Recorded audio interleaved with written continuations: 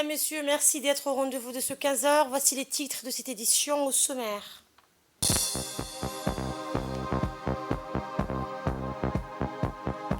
Des jeunes ulémas somaliens sont arrivés à Djibouti pour donc valoriser et promouvoir la lecture du Saint-Coran.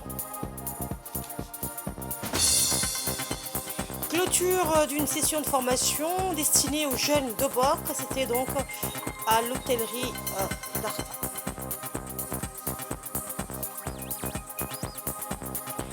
A alerter partout tout le monde pour limiter l'impact des catastrophes imminentes du réchauffement climatique, un sommet donc de l'ONU. Mesdames, Messieurs, donc bonjour à tous et bienvenue à cette édition. Dans le cadre des relations fraternelles entre la République de Djibouti et la République fédérale de Somalie, un groupe des jeunes ulémas, mémorisateurs du Saint-Coran, est arrivé à Djibouti mercredi dernier, accompagné par leurs enseignants. Ce groupe de ulama, mémorisateurs du Saint-Coran, est à Djibouti pour valoriser et promouvoir la lecture du Saint-Coran, qui est une priorité. Ces jeunes ulémas somaliens ont été accueillis par l'ambassadeur de la République de Somalie à Djibouti, Salad Ali Jelle, le diplomate somalien, a souhaité à ces jeunes un agréable séjour à Djibouti. Rappelons que pendant ce mois béni de Ramadan, ces mémorisateurs étudieront le livre sacré, lisant à tour de rôle le Coran en 4 chapitres par jour. Il convient de noter que le mois de Ramadan qu'il préférait donc au reste du mois de l'année est le mois du Saint-Coran et de la connexion à Allah par excellence à travers le Coran.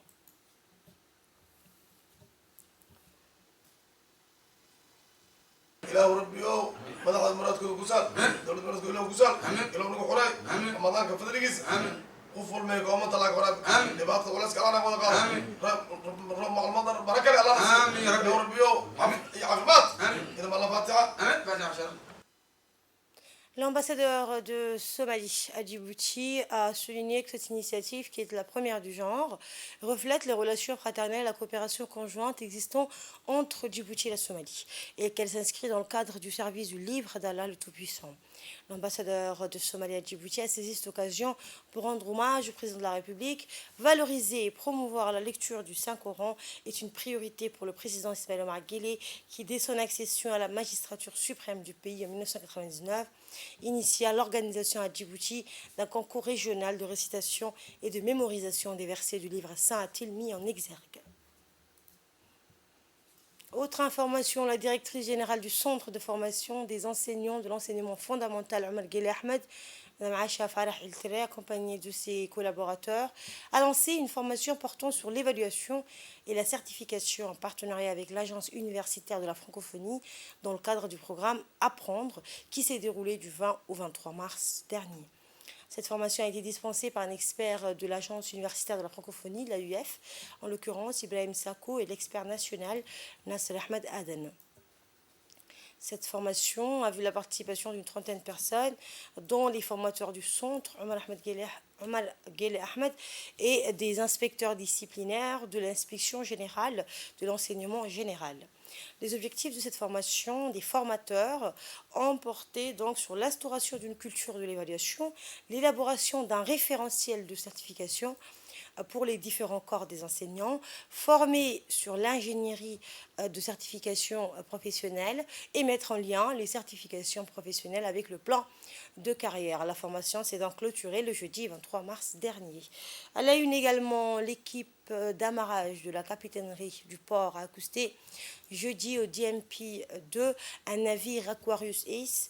Le navire a été accosté par le directeur général du DMP, Jama'a Ibrahim. Le navire avait à son bord 277 véhicules en transbordement à destination vers l'Europe. Le transbordement consiste à faire transiter une marchandise du quai de réception vers le quai d'expédition sans passer par un lieu de stockage. C'est un nouveau levier de création de valeur pour les entreprises du secteur transport et logistique.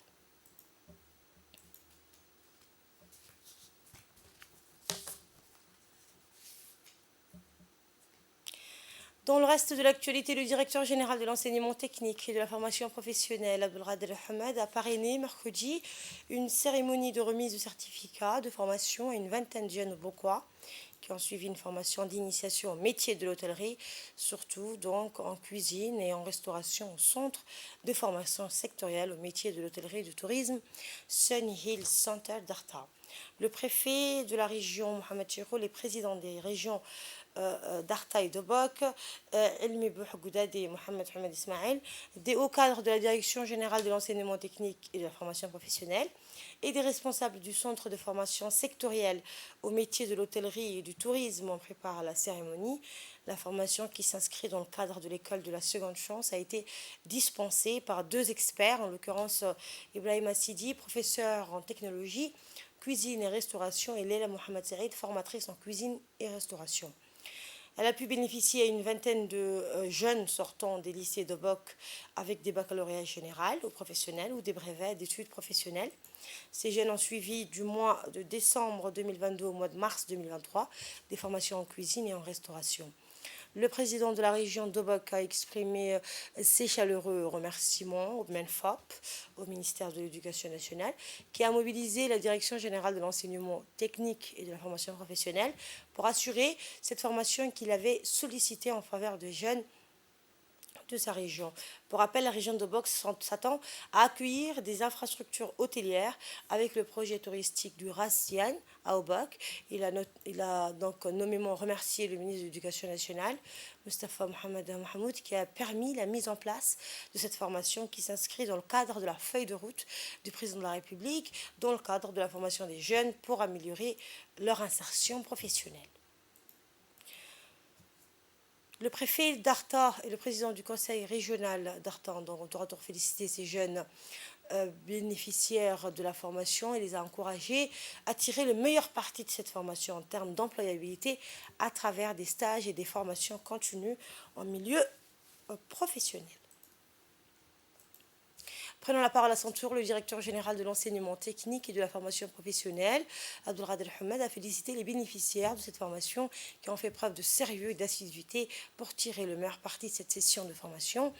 Il a par la suite souligné que la direction générale de l'enseignement technique et de la formation professionnelle est disposée à assurer toutes les formations à la carte selon les besoins exprimés par les autorités locales et régionales.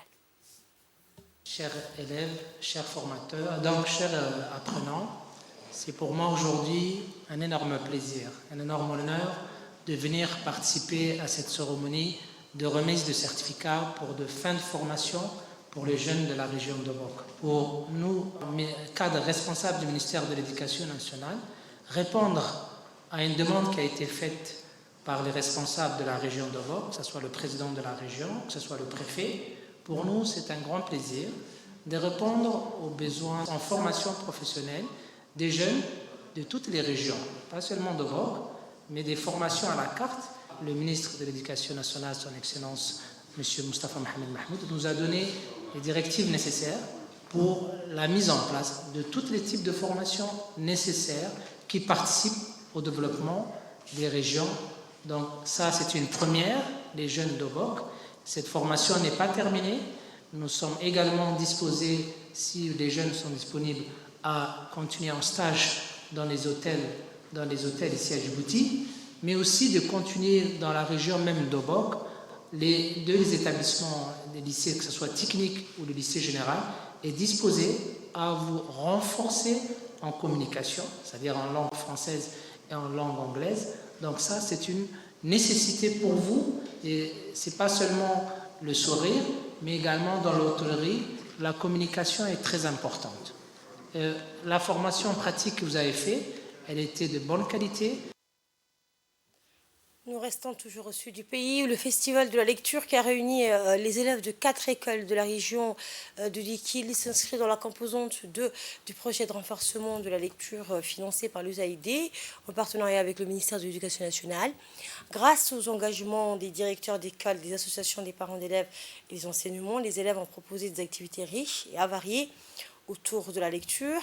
Ce festival fut l'occasion de célébrer l'importance de la lecture dans la réussite scolaire et sociale des enfants. Cet événement présidé par le coordinateur du programme de l'alphabétisation nationale de l'UNFD, Abdoulaye Omar Ibrahim, a vu la participation du président du conseil régional du Dikil, Mahd Hussein Ahmad, des responsables de la préfecture et les corps de l'enseignement de base de la ville. À l'issue de cette cérémonie, des cadeaux composés de kits de matériel scolaire et de cartables ont été remis aux élèves qui ont animé l'événement.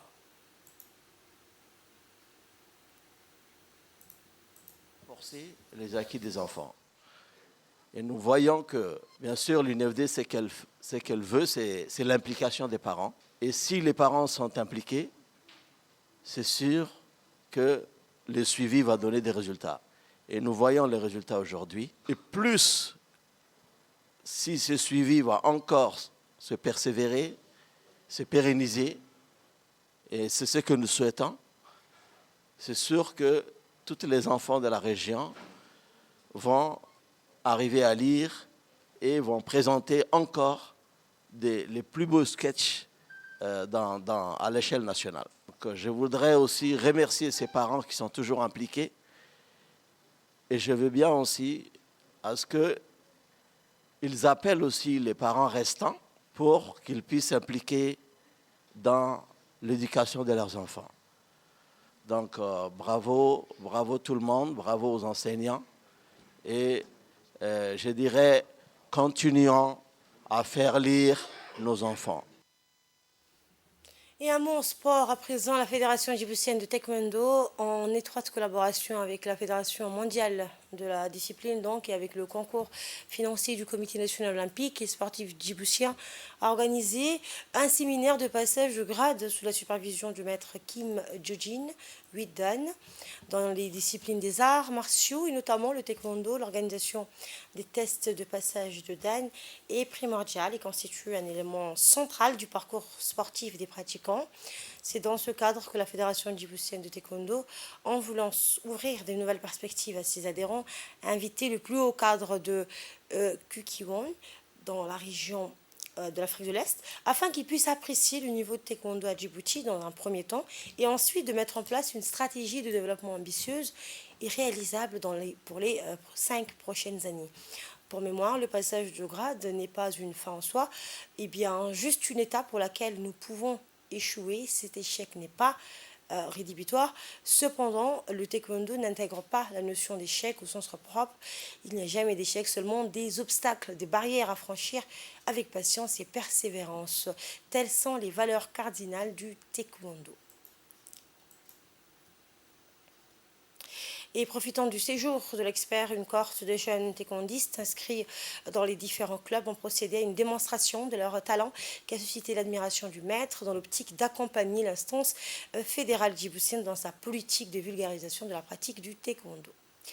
Le maître John Kim a donné la promesse de tout mettre en œuvre afin que Djibouti puisse bénéficier de l'affectation d'un master coréen, et ce pour une durée de 6 mois renouvelable.